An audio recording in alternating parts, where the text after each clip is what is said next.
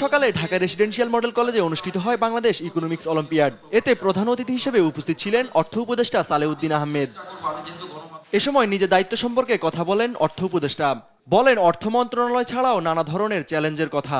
এখন তো আমি বাজেট নিয়ে অঙ্কগুলি করছি, 2 হবে না 5 হবে, কিন্তু এটার ভেতরে কত কিছু লোক না, কত লোক যে কত কিছু বলবে সেটা আমি তো প্রিপেয়ার। বাজেটের পরের দিকে 3 তারিখ হয়তো অনেক উত্তর দিতে হবে, সব উত্তর হয়তো আমি দিতে পারবো না। কথা বলেন আসন্ন বাজেট নিয়ে। বলেন সাধারণ মানুষ বা সামাজিক পছন্দ ঠিক করাটা সহজ কাজ না। জানান IMF যা চেয়েছিল তা এবার চাপিয়ে দিতে পারেনি।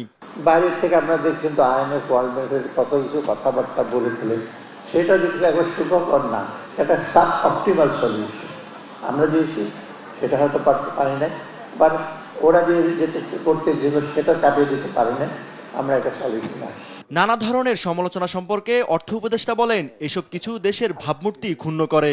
বাংলাদেশের রেপুটেশন যদি আমরা যারা দেখেন বাংলাদেশ চলছে না, বাংলাদেশ খারাপ করছে, এরা অথর্ব লোক, ঠিক আছে বলেন, আমরা করেছি, কিন্তু এই জিনিসগুলো কিন্তু বাইরে কিন্তু খুব ভালো প্রচারণা দেয় না।